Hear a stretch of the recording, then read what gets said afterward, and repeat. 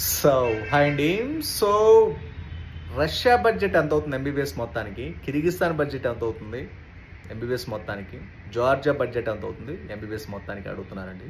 మీకు Georgia budget వస్తే sir minimum 45 లక్షల నుంచి 50 లక్షలు వస్తుంది. వాళ్ళు చెప్పడం 30 లక్షలు 25 లక్షలు అంటారు, కానీ 50 లక్షలైనా బయటికి రారు మీరు. కిర్గిస్తాన్ బడ్జెట్ వచ్చేసరికి 35 నుంచి 40 లక్షలు వస్తుంది. రష్యా బడ్జెట్ వచ్చేసరికి మినిమం 30 ల్యాక్స్, ఇంకా maximum up to 40 lakhs based on యూనివర్సిటీని బట్టి.